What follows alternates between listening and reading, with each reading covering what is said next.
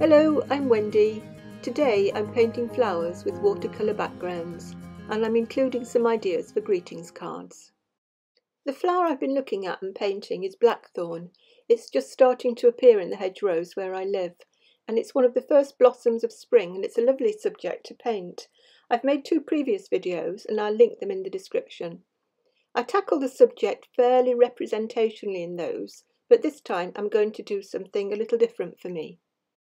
The finished paintings, I think, have more of a graphic design element to them, and I was thinking of using them as images to use in spring-themed greetings cards. I've really simplified the flower structure this time, and using this reference from Pixabay, I've made them more rounded than oval in shape, and given them the 5 petals, of course, and a warm orange-brown centre. This photograph, again from Pixabay, gave me some ideas for the composition of the painting. Pixabay is a very nice site if you don't know it. It gives you lots of photographs that are royalty free that you can use for your artwork. I used various watercolour washes for the backgrounds to the flowers, so it's a good opportunity to practice those. And I also used opaque white for the flowers, which again is a bit of a departure for me, as I usually use masking fluid to retain the white of the paper. It could be just me, but I did struggle a bit with the consistency of the white opaque gouache. And I'm going to suggest an alternative to that if you do find you're struggling with it. This is a demonstration of one of the many paintings that I did. I really enjoyed doing these. I was working on Saunders Waterford paper, £140 knot, and quite small. I think this piece of paper was about 5 by 5. So I'm putting a background wash on here, and this is going to be a wet in wet wash, and I started this time by wetting the paper with clear water. You don't always have to do this with these washes. You could just add a very dilute Prussian, in this case it is a Prussian blue that I'm using. You could add just a background wash, a very pale Prussian blue, and then add the darker colour on there. But anyway, I did wet the paper here, and then I dropped in some of the wash of the Prussian blue, as you can see, quite haphazardly. You don't want to be too neat with this because I think you want to try and get some variation, a little bit of variation of tones and things going on in the background. And you'll see as I'm working, I'll mix up some darker blue. It's just pure Prussian blue on its own, actually, nothing else with it. And what I wanted to do was to make the tone darker in the foreground, at the bottom of the piece of paper. So it's lighter at the top and then getting darker lower down, but just by dropping in the colour. As I said, quite haphazardly, no particular rhyme or reason, just getting it lighter at the top and darker at the bottom, and then basically just leaving it to dry. We're going to be putting the flowers on wet on to dry, so it does need to be left until it's thoroughly dry. It was very, very wet, this particular painting, so I could go back in and put some even darker colour in there. Just be very careful doing this, because if your painting is drying, you're going to mess it up. So keep everything nice and wet.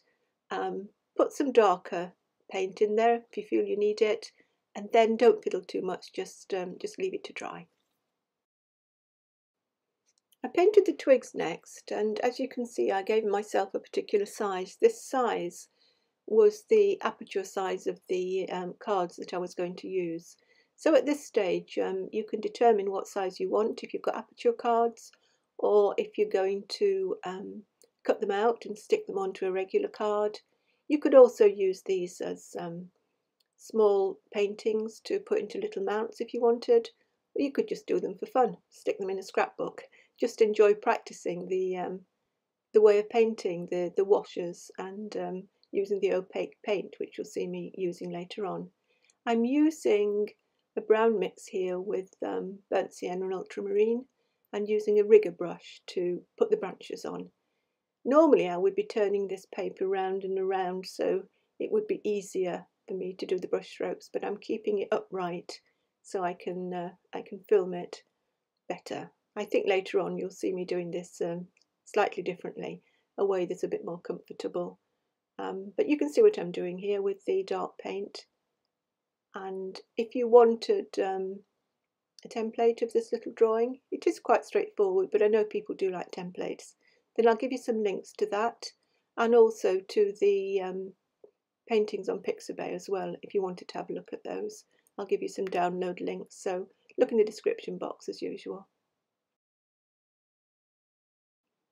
As you can see, I gave myself a bit of wriggle room here in terms of the composition, and I found it very useful to use the aperture size that I wanted and to put it over the design once I decided upon it. For the little white flowers here, I was using Winsor and Newton Designer Gouache Permanent White, which is a paint I really love. But to do these little white flowers, I was finding it very difficult to get the right consistency, as I said at the beginning of the video. And I did practice quite a bit, and I used different brushes, but I still found getting just that right amount of water in there quite difficult. You will see later on that I'm using an ink which seemed to flow a lot better. But if you've only got the white gouache, or you get on with it better, then certainly do let me know in the comments how you find working with the white gouache. I don't use it very often like this, so might be grateful for some tips and tricks from some of the people watching the video. So I continued painting these little white flowers, and as you can see, and I'm probably grateful I've speeded the video up because it does get quite repetitive. I had them bunched more closely at the bottom, and then I spaced them out a little bit more on the branches, as an idea I got from the photographs. And as you can see, I'm using the white gouache. Maybe I just found it a bit easier as I went along with more practice. And as you can see also, I'm putting in just some odd little blobs, just some little strokes of white that are not necessarily just the flower, you know, with the 5 petals on it, just to add a bit of random marks there, make it more interesting. You'll see a bit later on the video I put some splatter in there as well. It depends on how you paint. Some of you might like to do this, as I said, quite randomly or a little bit looser than others, and others might like to do it really, really carefully. Depends on your personality and your style of painting, doesn't it?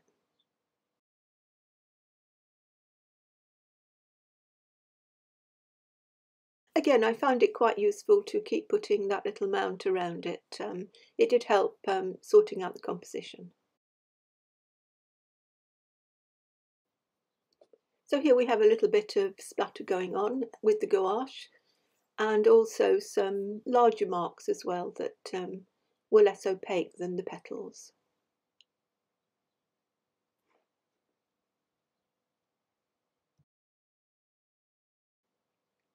I used a very dark mix of the brown to put on some of the thorns on the branches, which I think they work quite well actually. I didn't do that initially, and then once I put them on, I think they filled up the space quite nicely, so I was pleased with those.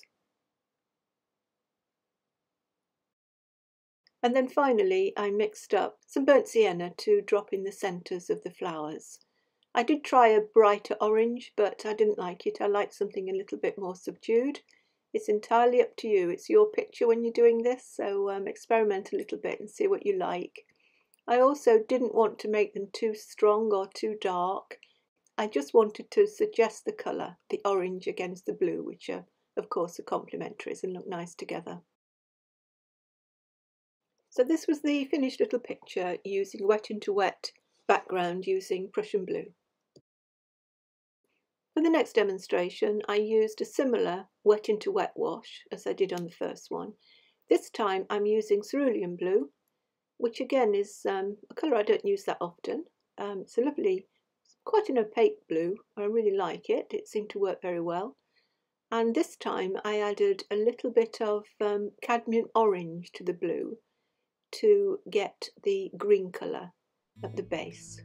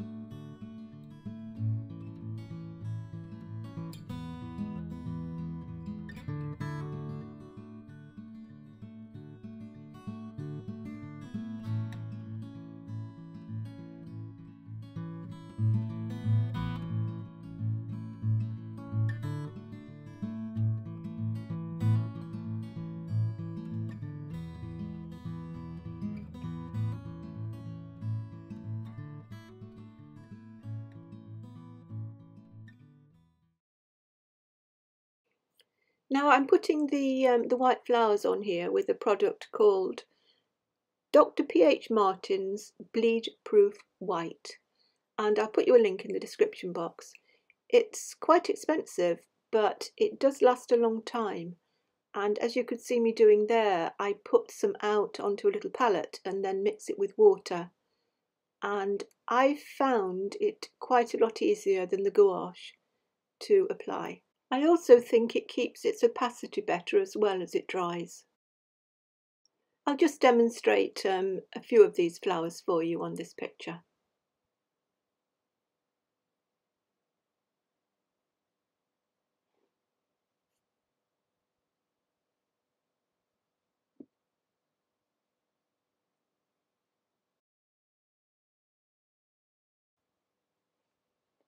It worked very similarly as the gouache with the splattering, and also doing some of the extra little round blobs that I did on there, as you can see.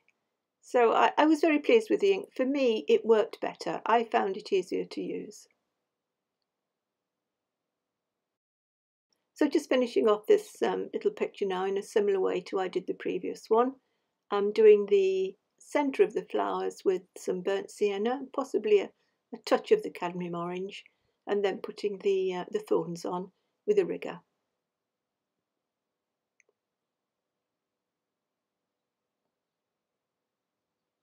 And this is what the second little card picture looked like.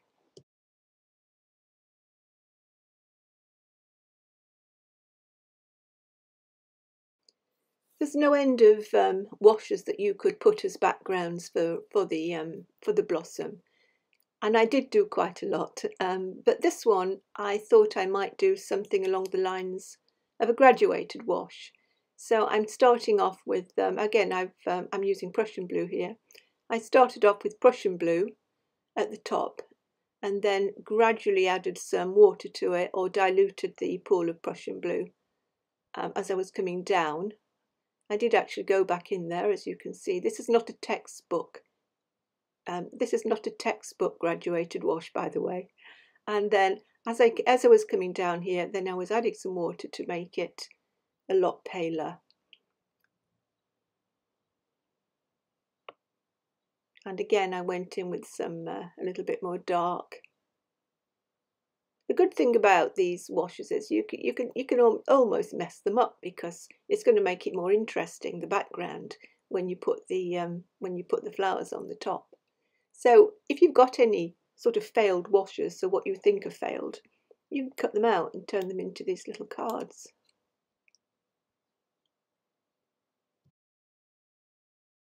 This was the finished card, and I quite liked it.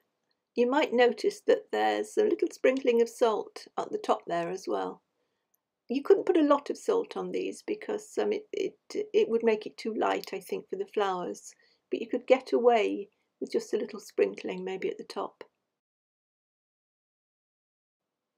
This watercolour background was ultramarine, and it was a wet into wet wash, which gives you a totally different feel, I think, to some of the other blues and the colours I was using.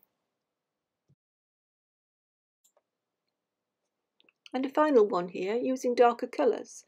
So this again was the cerulean blue, and the green was mixed with cerulean blue and cadmium orange. As always, I hope you enjoyed the video, and I hope you learned something from it.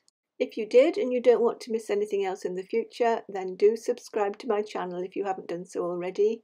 It is totally free. And don't forget that I've got a Facebook group where you can post some of the work, and I do like to see it, and everybody is being terribly shy and waiting for everybody else to post. So I would like to see your work in there. Bye for now, and happy painting, everybody.